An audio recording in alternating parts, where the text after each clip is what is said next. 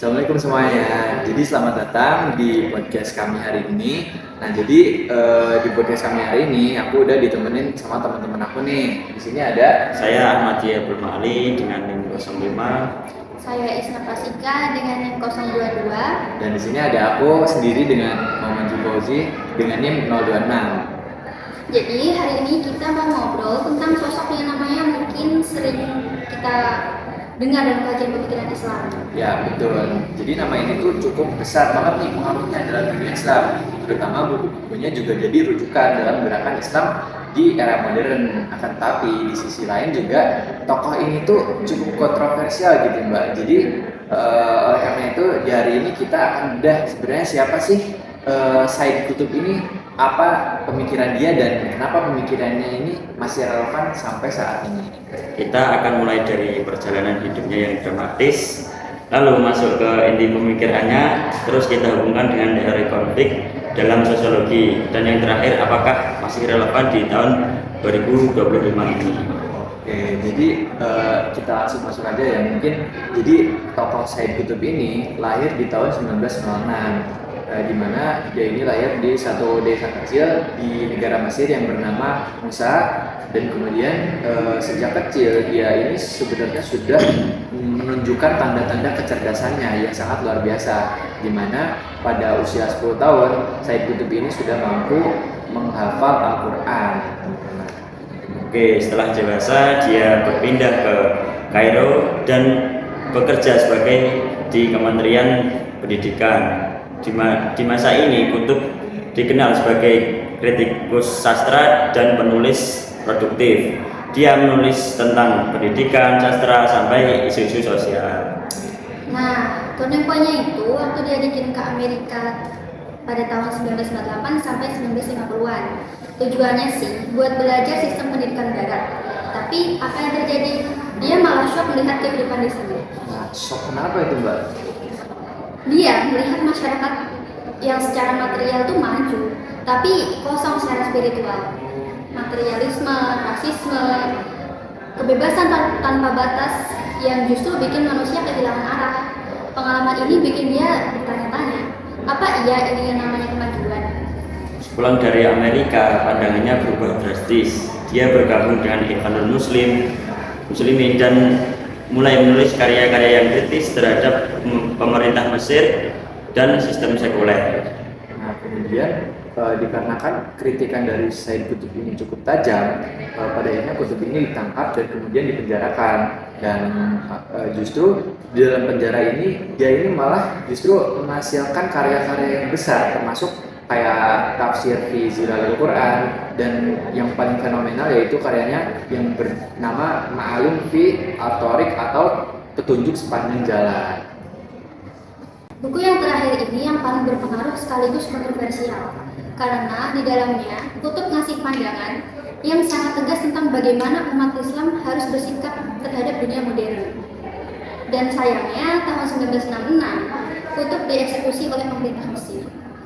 Eksekusinya justru bikin pemikirannya makin luas. Dia jadi martir bagi banyak gerakan Islam. Oke, sekarang mungkin kita akan masuk ke pemikiran intinya. Jadi salah satu konsep yang paling sentral dari Said Qutb ini adalah tentang pembagian masyarakat menjadi dua kategori tegas, yang dimana terdapat masyarakat Islam dan masyarakat jahiliyah. Nah, Masyarakat Islam itu yang tunduk sepenuhnya pada hukum Allah, Al-Quran dan Sunnah jadi satu-satunya pedoman hidup. Sementara masyarakat jahiliyah di sini adalah yang menolak kedaulatan Allah dan memilih sistem buatan manusia.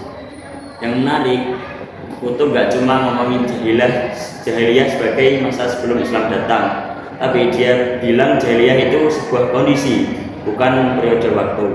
oh iya, jadi menurutnya itu dunia modern sekarang, entah itu demokrasi liberal, kapitalisme, bahkan komunisme, semuanya termasuk jahiliyah modern ya.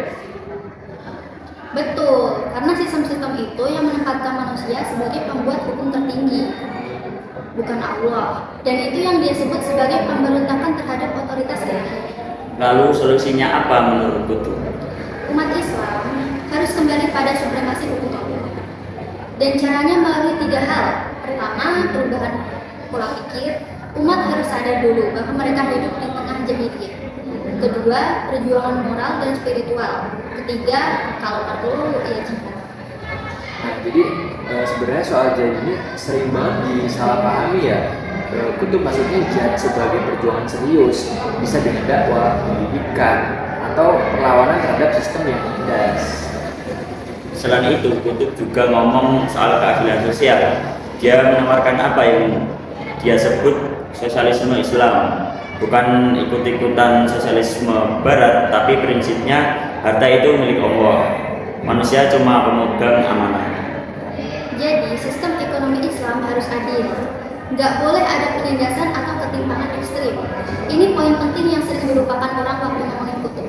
Nah, sekarang mungkin kita akan coba hubungkan nih sama pemikiran kutub dengan teori yang ada di dalam sosiologi, karena kan kita ada di jurusan sosiologi ya. Kira-kira gimana sih hubungannya kalau dikaitin sama teori konfliknya dari Karl Marx? Marx bilang bahwa masyarakat itu selalu dibelah oleh konflik kelas antara bourgeois yang punya modal dan proletar yang hanya punya tenaga kerja. Konflik inilah yang menggerakkan sejarah. Kalau kutub, dia juga melihat konflik. Tapi konfliknya bukan berbasis kelas ekonomi. Konfliknya adalah antara masyarakat yang taat pada hukum Allah versus masyarakat yang taat pada hukum buatan manusia. Jadi intinya tuh kayak sama-sama ada konflik, cuma beda sumbernya aja ya. Exactly. Marx fokus pada ketimpangan materi. Kutub fokus pada ketimpangan nilai dan otoritas hukum. Tapi keduanya sepakat bahwa ketidakadilan adalah sumber konflik. Dan keduanya juga percaya bahwa perubahan harus dilakukan secara radikal, bukan cuma reformasi kecil-kecilan. Nah, jadi menariknya perspektif kutub ini jadi tetap relevan dalam kerangka teori konflik, karena dia ini menyoroti bagaimana dominasi sistem modern bisa menindas identitas, nilai, dan spiritualitas masyarakat yang beriman. Jadi menurutnya sekularisme, globalisasi, sampai krisis moral hari ini bisa dibaca sebagai konflik antara nilai ilahi dan nilai buatan manusia, persis seperti yang Kutub kritik puluhan tahun lalu. Tapi ada pertanyaan besar nih, masih relevan nggak sih pemikiran Kutub ini di tahun 2025? Jadi menurut kita ada beberapa hal yang sebenarnya sangat relevan banget. Pertama, kritik terhadap materialisme dan kemudian kehampaan spiritual. Nah, kita bisa lihat sendiri kan, sekarang ini banyak orang yang secara materi itu berkecukupan, tapi tetap merasa hampa. Gitu. Yang kedua, soal keadilan sosial. Kutub mengingatkan bahwa ekonomi bukan cuma soal efisiensi, tapi juga soal keadilan dan tanggung jawab moral. Ini penting banget di tengah ketimpangan ekonomi global yang semakin parah. Ketiga, perlawanan terhadap sistem yang tidak adil. Semangat Kutub untuk menantang status quo itu inspiring buat siapapun yang peduli pada keadilan, bukan cuma umat Islam aja.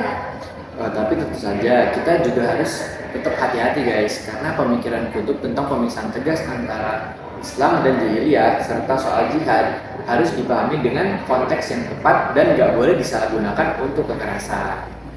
Yang bisa kita ambil adalah semangat membangun masyarakat yang adil, bermoral, dan mempunyai fondasi nilai yang kokoh, bukan cuma berkemajuan materi tanpa arah. Oke, jadi hari ini kita udah bahas perjalanan hidup Sayyid Kutub yang dramatis nih.